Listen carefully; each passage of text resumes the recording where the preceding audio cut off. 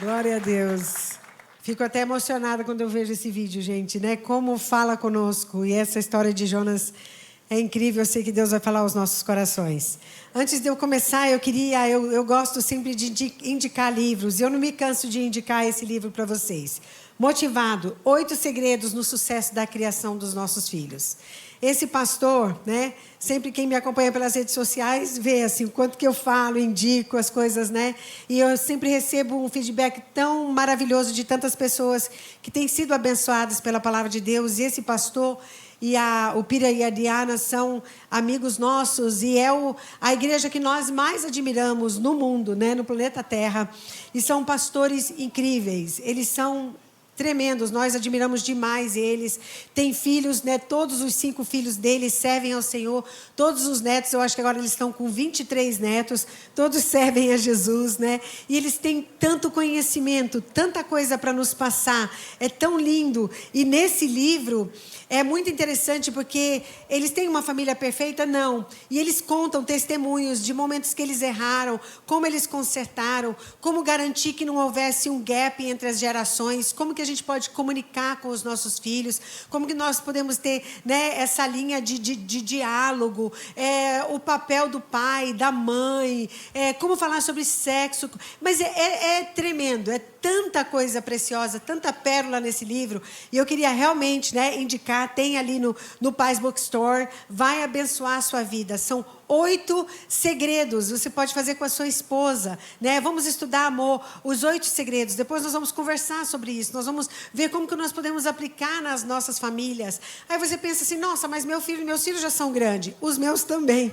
Mas como eu tenho sido abençoada e como eu tenho colocado em prática todos esses conselhos, histórias, testemunhos, né, de o que Deus fez na família deles, eu tenho certeza que Deus quer fazer nas nossas famílias também, todos os nossos filhos e netos servindo ao Senhor. Em nome de Jesus, eu creio muito nisso mesmo.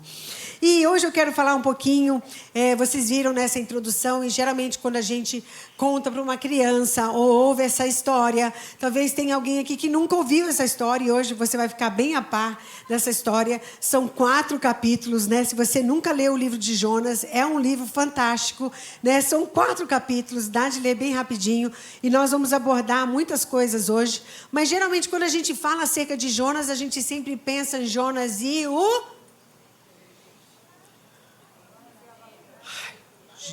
Jonas e o peixe, né?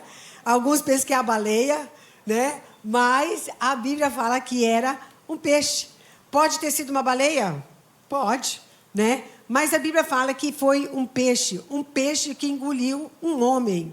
Aí você fala, gente, essa história é muito louca. Será que isso é verdade mesmo? Será que esse cara não dormiu, escreveu isso, estava sonhando?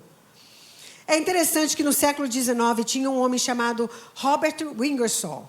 Ele era um veterano de guerra, um advogado muito inteligente, né? Ele ficou muito famoso no século XIX como o grande agnóstico. E um dos objetivos na vida dele era realmente criticar o cristianismo, desfazer do cristianismo. E conta a história que um dia ele estava indo para um determinado lugar onde tinha uma senhora, eu acho que ela estava trabalhando com a Cruz Vermelha, alguma coisa assim. Ele passou e viu que ela estava compartilhando o evangelho com outras pessoas. Então, ele foi lá para perto dela para envergonhar aquela mulher. E ele falou assim, minha senhora, você realmente acredita na Bíblia? Ela falou, acredito. Você realmente acredita que um peixe engoliu um homem e ele passou 3 dias na barriga do peixe? Ela falou, acredito. Ele falou, mas me explica como que isso aconteceu. Ela falou, meu senhor, eu não sei como isso aconteceu, mas um dia, quando chegar no céu, eu vou perguntar para ele. Aí ele olhou para ela com desdém e falou assim, e se você chegar no céu e ele não estiver no céu, ele estiver no inferno? Aí ela virou para ele e falou, aí o senhor pergunta para ele. Isso realmente aconteceu, né? Nós acreditamos na palavra de Deus. A palavra de Deus, né? Se tivesse dito que o Jonas engoliu a baleia, eu acreditava, né? Nós acreditamos na palavra de Deus. Mas essa história de Jonas ainda tem um plus.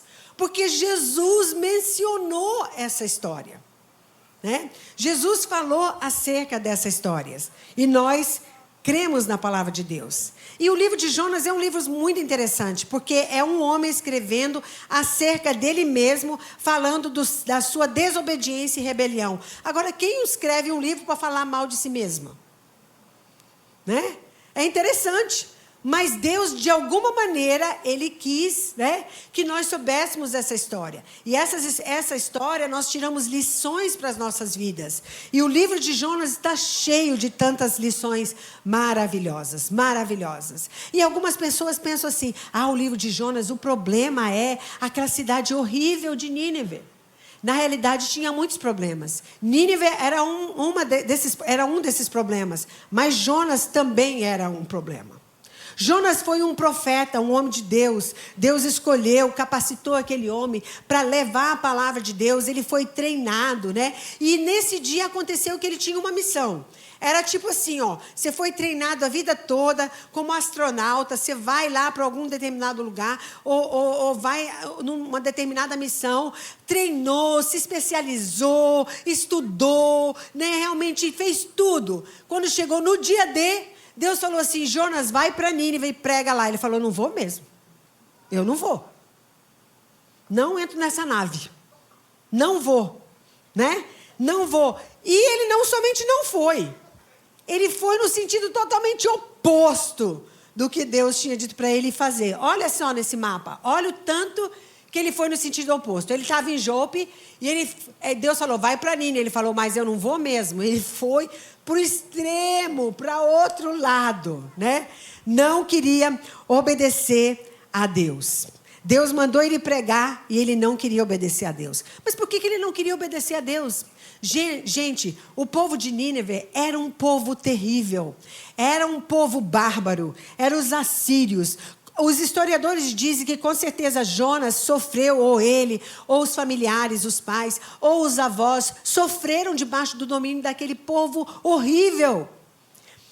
Eles pegavam as pessoas, eles tiravam as peles e estendiam nas paredes a pele das pessoas. Tem escritos que foram achados lá em Nínive, onde eles falam, eu arranquei os olhos, eu cortei as orelhas, eu cortei o nariz, eu cortei a língua deles. Esse era o tipo de povo. E Jonas odiava esse povo, ele não queria ir lá pregar.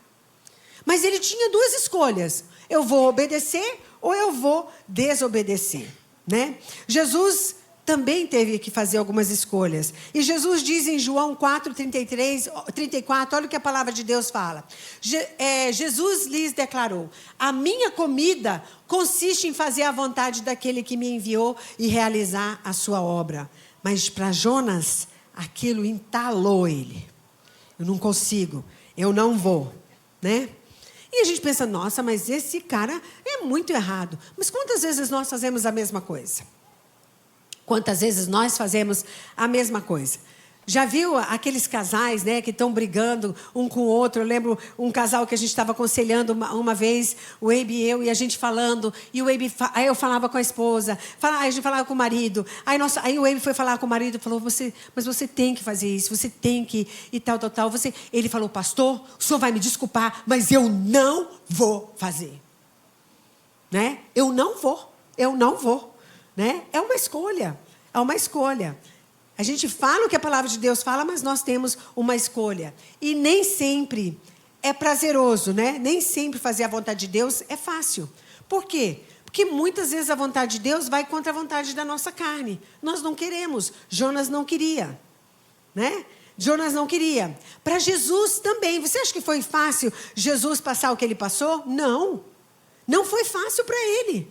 Ele também lá no Getsemane estava suando sangue, falando, não quero fazer isso, né? Mas ele fala, não seja feita a minha vontade, mas seja feita a tua vontade. Eu vou, né? Fez uma escolha e nós temos que fazer escolha. O que nós não podemos é nós ficarmos acomodados, confortáveis, dormindo igual o Jonas, nós vamos ver, né, daqui a um pouquinho na palavra. Não podemos ficar acomodados, confortáveis, né, dormindo na desobediência. Quando Deus fala alguma coisa para nós, nós temos que obedecer a Deus. Temos que obedecer a Deus. E a obediência, às vezes, vem em pequenas coisas. Às vezes a gente pensa, nós vamos obedecer a Deus em grandes coisas, mas pequenas coisas é importante que a gente obedeça a Deus. Pequenas coisas. Quando a gente é treinado a obedecer a Deus em pequenas coisas, quando vier as grandes coisas, vai ser mais fácil da gente obedecer. Um exemplo bem pequenininho, né? Um dia eu estava tirando meu tempo sozinho com Deus, e eu estava lendo a Bíblia, orando, falando com Deus. Aí, de repente, eu pensei, eu vou já pegar meu celular. Quando eu levantei, eu senti Deus falando para mim, deixa esse celular para lá. Fica aqui, conversa comigo. Gente, eu sabia que aquilo era Deus. Porque o meu desejo naquela hora, eu queria pegar meu celular. E quando a gente pega o nosso celular, a gente tem que ter muito domínio próprio. Porque a gente olha, e olha o Instagram, e olha não sei o quê, e olha isso. Eu tenho que comprar, olha isso aqui. Nossa, tudo que eu sempre quis, nossa, e tal. E aí vai. Mas naquele dia eu fiz uma escolha. Eu vou obedecer a Deus ou eu vou desobedecer? Pastor André, mas isso aí não é uma grande coisa. Mas são nas pequenininhas coisas. Quando Deus fala para nós, não fale isso. Não vá nesse lugar. Não acesse isso. Não se junte com essas pessoas. Você fala, mas Deus fala sobre isso? Olha só o que a palavra de Deus fala. Não fale isso. Não saia da boca de vocês nenhuma palavra suja, mas unicamente que for boa para edificação, conforme a necessidade, e assim transmita graça aos que ouvem. Não acesse isso. Não porei coisa injusta diante dos meus olhos. Detesto a conduta dos que se desviam. Nada disso se pegará em mim. Não vá a esse lugar. Bem-aventurado é aquele que não anda no conselho dos ímpios, não se detém no caminho dos pecadores, nem se assenta na roda dos escarnecedores. Não se junte com essas pessoas. Quem anda com os sábios será sábio, mas o companheiro dos tolos acabará mal. São pequenas coisas que Deus está falando para a gente. E quantas vezes a gente escolhe a desobedecer? Pequeninhas coisas, né? Eu acredito que a nossa vida, ela é 2 caminhos. Um caminho vai para Nínive e outro vai para Tarsis. Um caminho é o caminho da obediência e um caminho é da desobediência. Qual é a rua que a gente está indo? Nós temos sempre que pensar, né? O Jonas, a Bíblia fala, né, no capítulo 1, olha só. A palavra do Senhor veio a Jonas, filho de Amitai, dizendo, levanta-se, vá à grande cidade de Nínive e pregue contra ela, porque a sua maldade subiu até mim, a minha presença. Jonas se levantou, mas para fugir da presença do Senhor para Tarsis. Desceu a Jope e encontrou um navio que ia para Tarsis.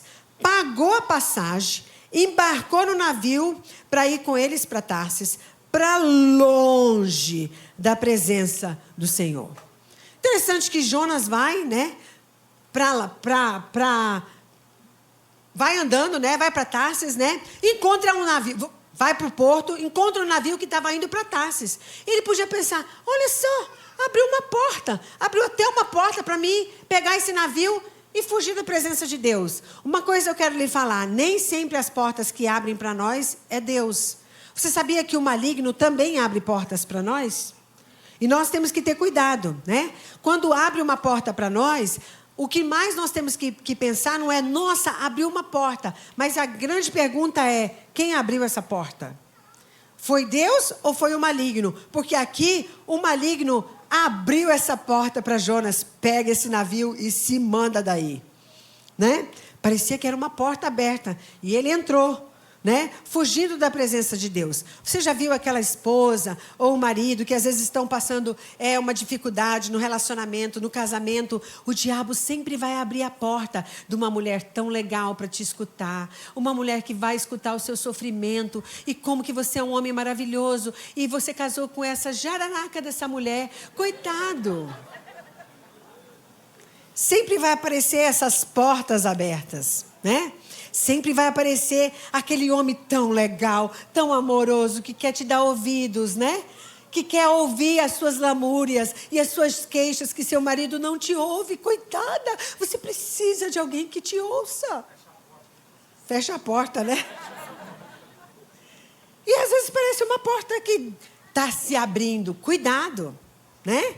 Cuidado, o diabo sempre abre portas para a gente sair do plano da perfeita vontade de Deus. Um solteiro, você que é dedicado a Jesus, sempre vai aparecer um não cristão que quer te levar para lugares bem legais. Afinal de contas, você tem que curtir a vida um pouco. cuidado, né? Aqueles que estão, né, naquela ânsia, eu vou fazer dinheiro, né? Sempre vai ter um caminho mais fácil, uma maneira mais fácil de fazer dinheiro. Não é totalmente ilícita, mas é um pouquinho, porque, pastora, Deus abriu a porta para mim. Eu estava numa situação, me apareceu essas coisas que não é tão assim, mas tudo bem, é Deus abrindo a porta. Será que é Deus abrindo a porta? Né? As portas muitas vezes se abrem, mas nem sempre é Deus. E aí é interessante, né? Que aí a Bíblia fala, né, que Jonas queria sair da presença de Deus, e no versículo 4 fala, mas o Senhor lançou sobre o mar, ele já estava lá no navio, né? Mas o Senhor lançou sobre o mar um forte vento, e levantou-se uma tempestade tão violenta que parecia que o navio estava a ponto de se despedaçar. Quando nós pensamos em tempestade, geralmente a gente pensa, a tempestade vem do maligno. Essas tempestades que eu estou passando na minha vida, isso vem do maligno. Mas nesse caso não. A Bíblia fala que foi Deus que levantou uma tempestade. Deus que levantou a tempestade na vida do Jonas. Muitas vezes as tempestades vêm porque Deus levanta. Muitas vezes a tempestade vem porque Deus permite. Muitas vezes a tempestade vem porque é o diabo que levanta contra a nossa vida mesmo. Né? Quando Jesus falou, passemos para o outro lado, né? Quando ele entrou no barco e veio uma tempestade, aquela tempestade foi o maligno que levantou, porque Jesus sai dali e ele manda a tempestade parar. Se aquilo fosse a vontade de Deus, Jesus não iria contra a vontade de Deus. Então ali era óbvio que não era uma tempestade, que foi Deus que enviou, né? Então Jesus repreende a tempestade. E tem tempestades que a gente mesmo levanta na nossa vida. Às vezes a pessoa, nossa, perdi o emprego, que tempestade, que coisa horrível, perdi meu emprego.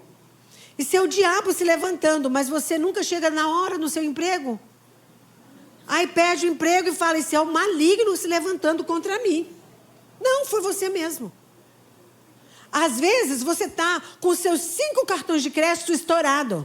E você fala, meu Deus, é o diabo se levantando dia após dia. Não, foi você mesmo que comprou demais. Né? São tempestades que muitas vezes nós levantamos para nós mesmas. Mas é interessante, porque aí a palavra de Deus fala, né? Então os marinheiros ficaram com medo e clamaram, cada um a seu Deus. Lançaram no mar as cargas que estavam no navio, para que ele ficasse mais leve. Jonas, porém, havia descido ao porão do navio, e ali havia se deitado e dormia profundamente. Mas é muito cara de pau. Né? Ele dormia profundamente. É interessante, quando nós desobedecemos a Deus, a nossa vida só vai descendo. A Bíblia fala que Jonas desceu a Jope, Jonas desceu para o porão, Jonas desceu para o mar, né, que jogaram ele lá para dentro do mar.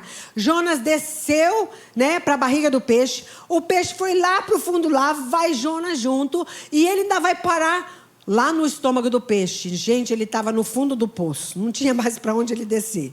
Era só descida, só descida. Por quê? Por causa da desobediência. O Spurgeon falou assim, Deus nunca permite que seus filhos sejam bem-sucedidos em pecar.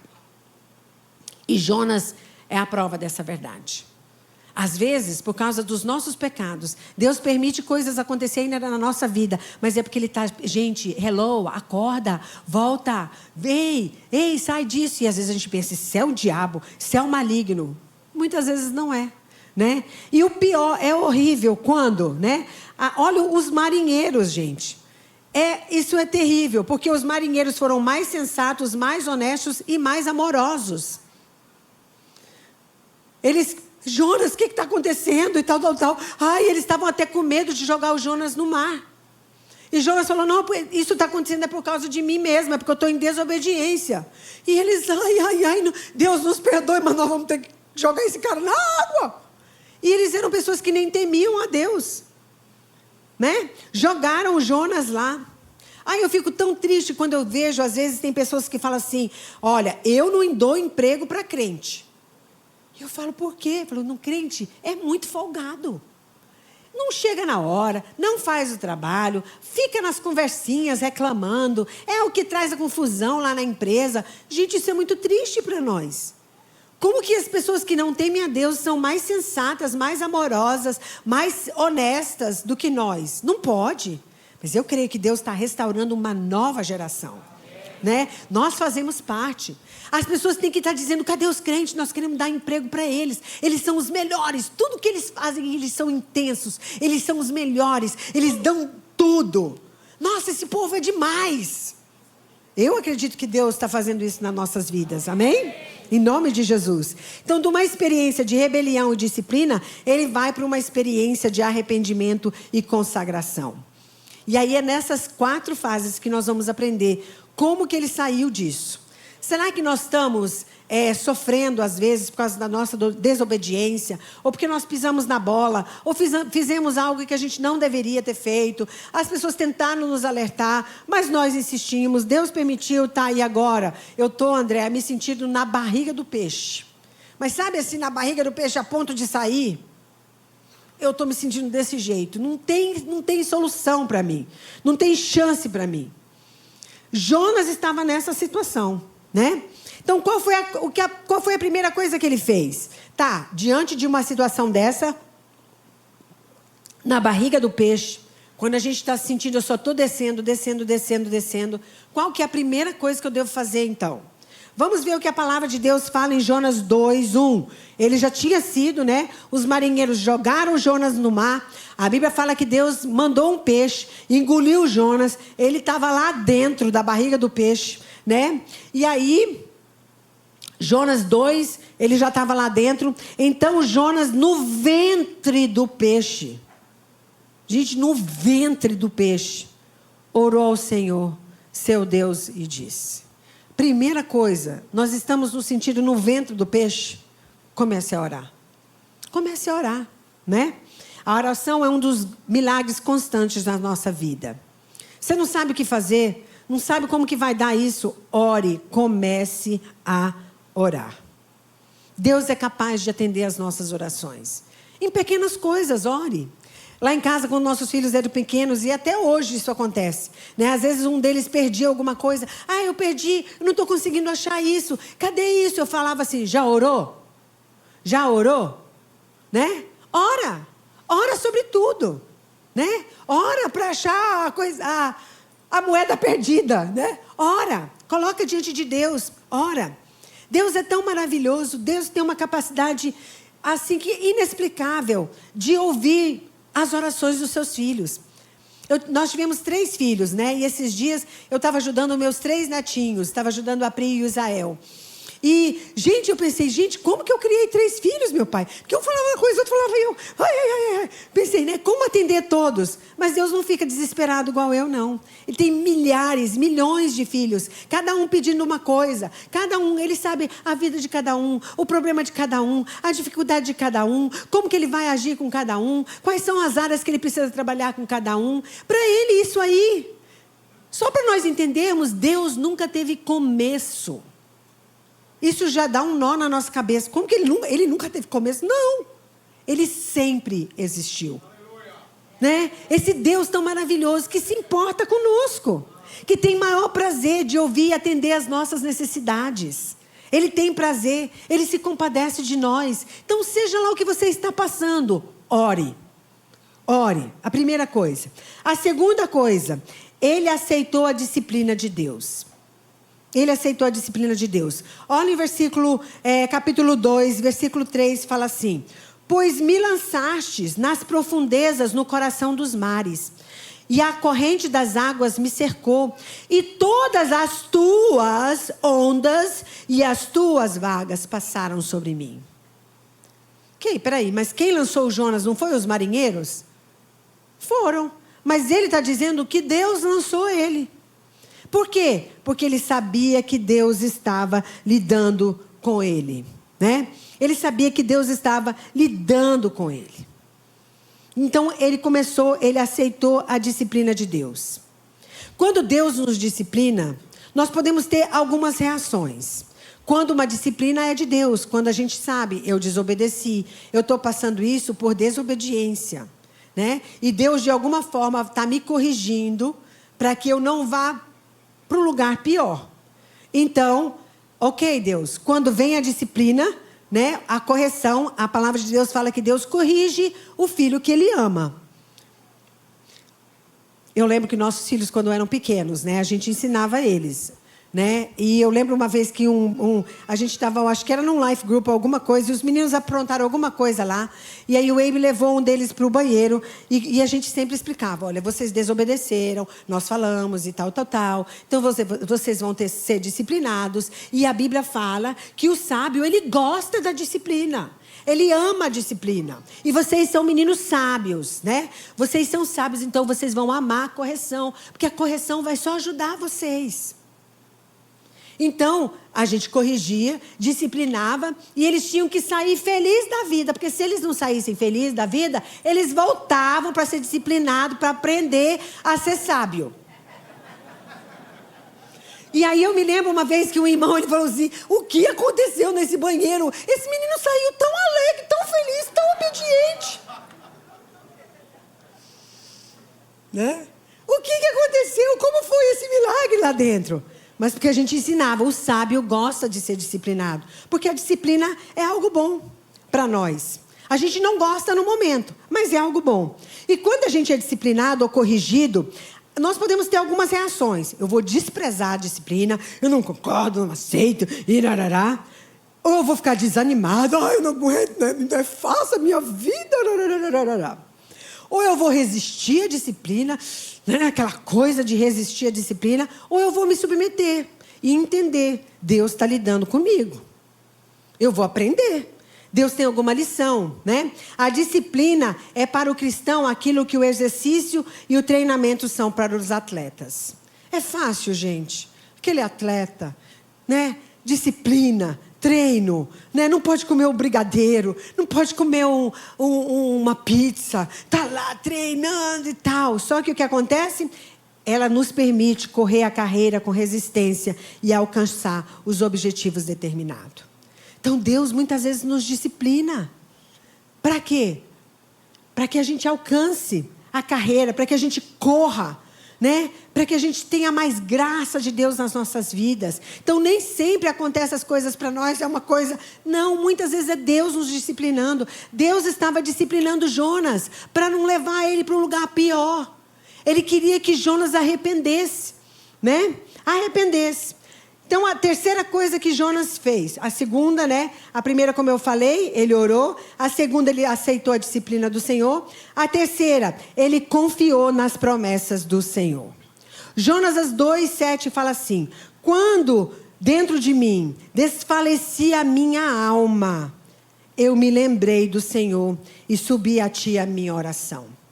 Essa expressão que ele fala, eu me lembrei do Senhor, é a expressão agir tomando por base o seu compromisso comigo. Agir tomando por base aquilo que o Senhor havia já me prometido. Aqui na igreja nós falamos muito sobre as promessas do Senhor. Como a Bíblia está cheia de promessa. Como tem promessa para todas as áreas das nossas vidas. Tem promessas para nossas finanças. Tem promessas para a salvação dos nossos filhos. Tem promessas para a salvação da nossa casa. Tem promessas de proteção, que nenhum mal vai nos acontecer. Tem promessas de prosperidade. Tem tantas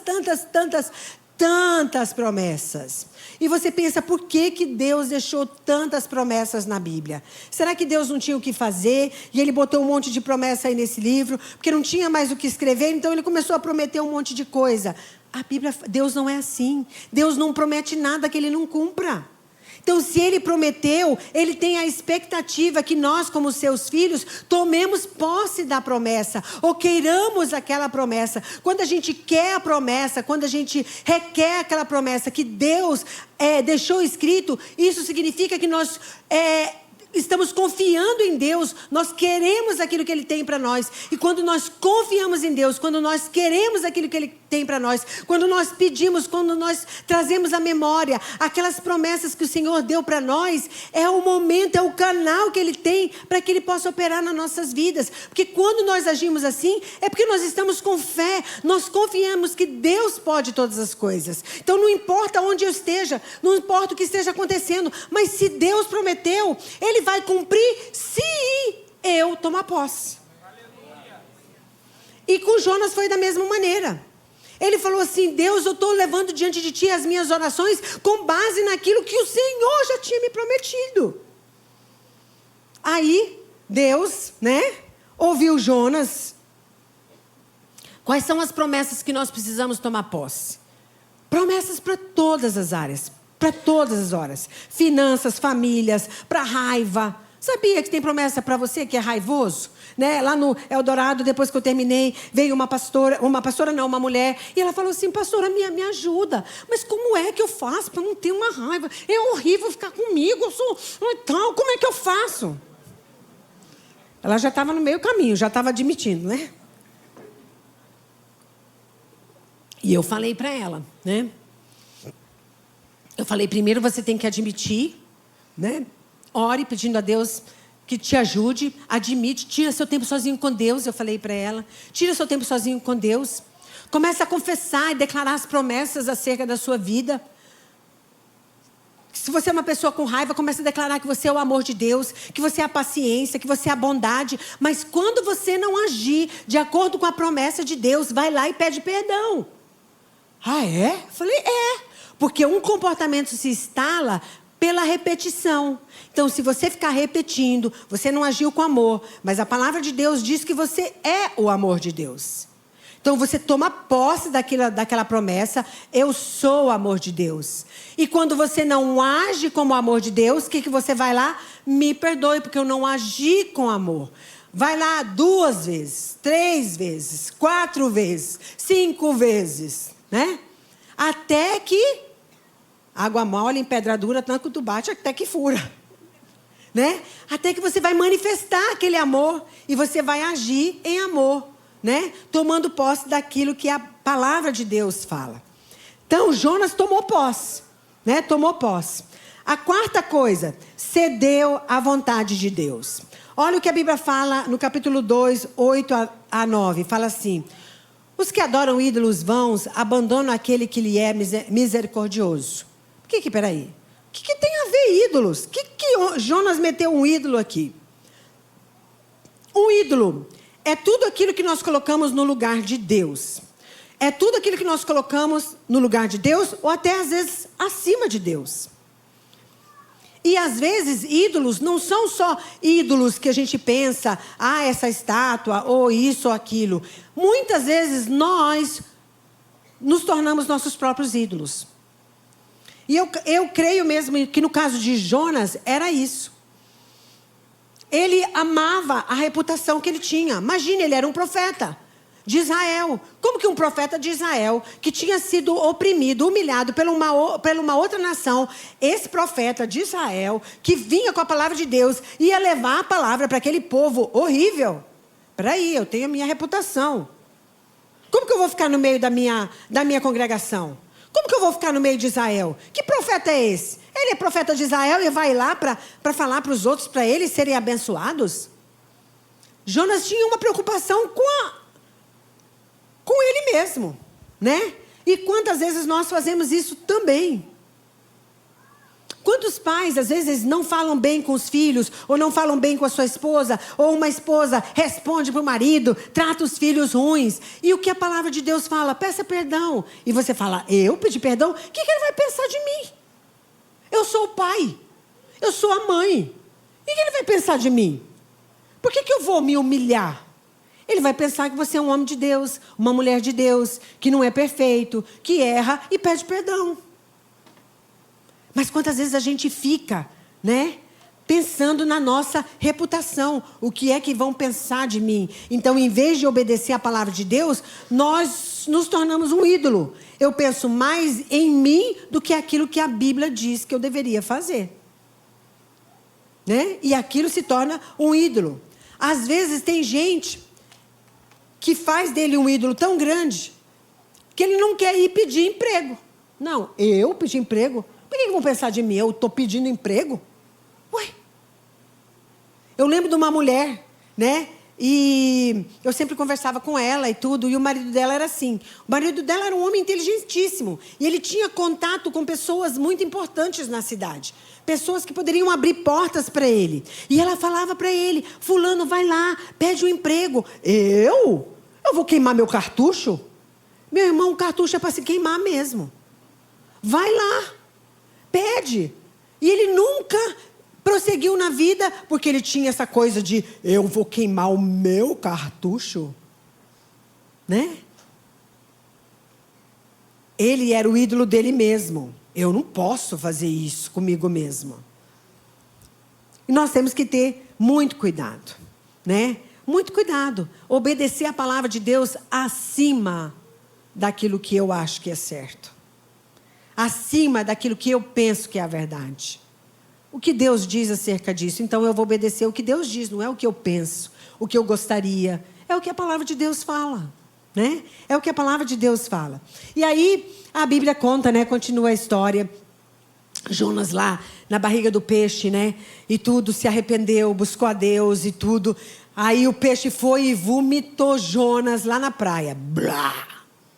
Saiu Jonas, né? Lá de dentro na praia. E aí, depois, no capítulo 3, a palavra do Senhor veio a Jonas pela segunda vez, dizendo: levanta-te, vá à grande cidade de Nínive e pregue contra ela a mensagem que eu lhe darei.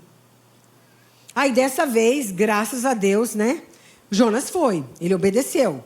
Ele foi, ele pregou, ele falou: dentro de 40 dias, Nínive vai ser destruída. E aí o inesperado aconteceu. O povo se arrependeu. A Bíblia fala que o rei se colocou de pano de saco, os animais, as vacas, as ovelhas, todo mundo jejuou, as pessoas clamavam a Deus, se jogavam no chão, choravam, buscavam a Deus, pediam perdão, né, e tudo. E aí a Bíblia fala, né, que Deus mudou de ideia.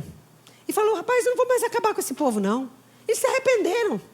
Mas, rapaz, o Jonas ficou com tanta raiva. Olha o versículo 4. Imagine, você vai para uma missão. A missão é um sucesso e você fica com raiva. Eu não queria que essa missão fosse um sucesso. Jonas 4, né?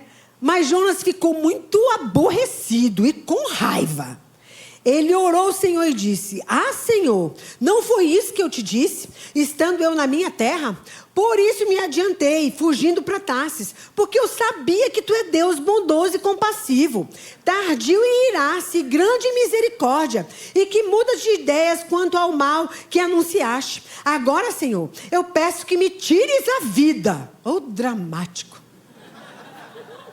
Precisava de terapia ele, né? Porque para mim é melhor eu morrer do que viver. Mas, quando estava na barriga do peixe, estava lá chorando, clamando a Deus que não queria morrer. Agora quer morrer. Quantos de nós, né, às vezes somos tão dramáticos diante de Deus: eu não aguento mais, eu prefiro morrer. Que nada. Né? Quantos de nós somos assim?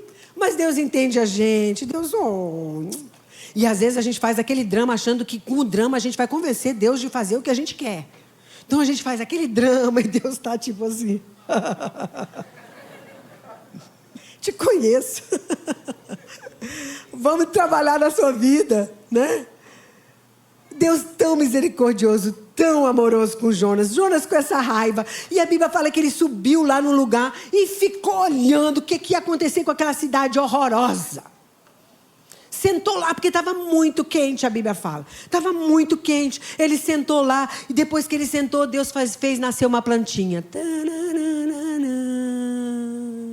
A plantinha fez um sombreiro para Jonas. A Bíblia fala que ele gostou tanto dessa planta. Que maravilha! Vou assistir de camarote aqui. Que maravilha! Só que aí Deus manda um vermezinho e ele come a planta e a planta morre. E o que você acha que aconteceu com Jonas? Rapaz, ele ficou com raiva de novo. Mas ficou bravo. Ficou bravo com Deus. Queria morrer de novo, né? Ficou bravo com Deus. Aí Deus fala assim: razoável essa tua atitude, Jonas. Mas rapaz, é certo essa tua atitude. E aí ele fala no versículo 10 assim: e o Senhor disse: você tem compaixão de uma planta que não custou nenhum trabalho. Você não fez crescer. Numa noite ela nasceu e na noite seguinte ela desapareceu. E você acha que eu não deveria ter mais compaixão da grande cidade de Nínive, em que há mais de 120 mil pessoas que não sabe distinguir da mão direita e a mão esquerda, e também muitos animais? Sabem quem eram essas 120 mil pessoas que não sabiam distinguir a mão direita da mão esquerda? As crianças. Crianças não sabem distinguir a mão direita da mão esquerda. Nós temos que ensinar para elas. Deus estava com tanta compaixão. 120 mil crianças vão ser destruídas. E você está com pena de uma planta.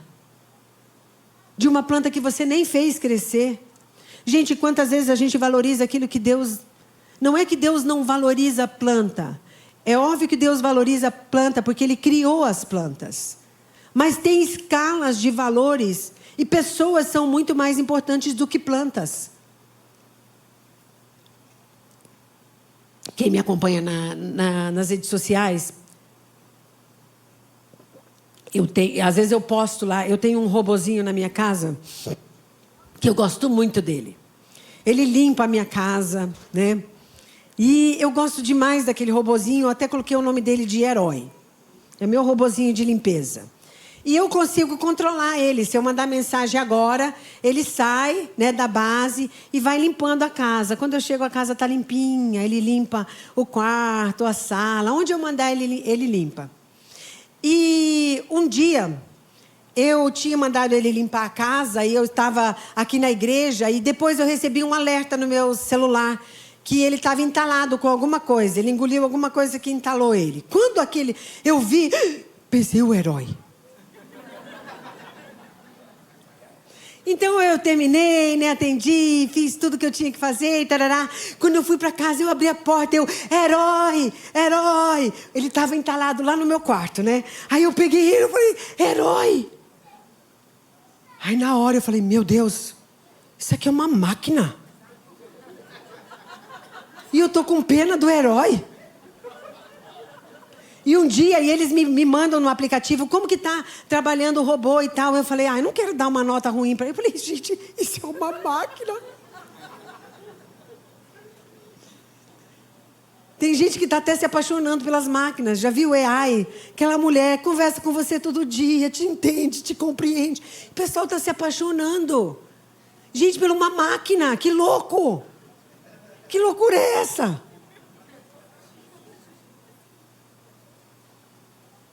Muitas vezes nós estamos dando valor e que Deus não está dando valor, gente. Pessoas são muito mais valorosas. O meu cunhado, ele contava uma história, né? O pastor Lucas, que já está com Jesus. Mas ele disse que uma vez ele trabalhava muito na Amazônia, dava muita supervisão lá, e ele foi numa vila, né? E aí o obreiro da vila falou, ô pastor, nós estamos precisando tanto de um som para a igreja. Pastor, eu tenho chorado, eu tenho clamado, eu tenho buscado a Deus, eu tenho jejuado, mas eu tenho clamado a Deus por esse som.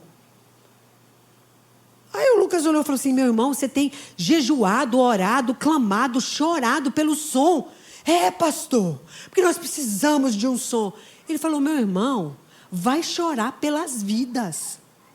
Vai clamar pelas vidas. Vai jejuar pelas vidas. Quando você jejuar, orar, clamar pelaquilo que tem valor para Deus, Deus vai te dar som, cadeira, vai te dar tudo. Mas vai chorar pelaquilo que Deus valoriza, que são pessoas. Pessoas, né? É isso que Deus valoriza. Quais foram as últimas palavras de Jesus aqui na terra? Pensa em alguém que tinha noção, que sabia o que era a vida eterna, que sabia como era quando nós passarmos dessa vida para outra. Era Jesus. Ele tinha vindo de lá. Ele sabia. E ele sabia que aquelas iam ser as últimas palavras dele. E que ele voltaria que a próxima vez que ele voltasse seria para julgar a terra. Então ele sabia muito bem a força das suas palavras. Quais foram as últimas palavras dele? Às vezes a gente pensa assim, nosso Deus do Antigo Testamento era um Deus fogo consumidor. O Deus do Novo Testamento é um Deus amoroso. É o mesmo Deus. É o mesmo Deus. E as últimas palavras de Jesus foram o quê em Mateus 28? Olha o que a palavra de Deus fala. Portanto, vão e façam discípulos de todas as nações. Vão pregar. Vão falar do meu amor. Não era a mesma coisa que Deus, né?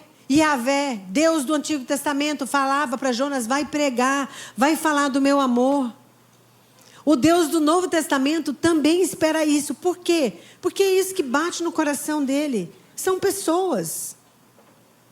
Deus quer te abençoar, Deus quer te prosperar, Deus quer que a sua situação financeira mude, Deus quer tudo isso. Mas por que Deus quer tudo isso? Porque Ele gosta de carro, Ele gosta de terreno, Ele gosta de dinheiro? Não, porque Ele gosta de você.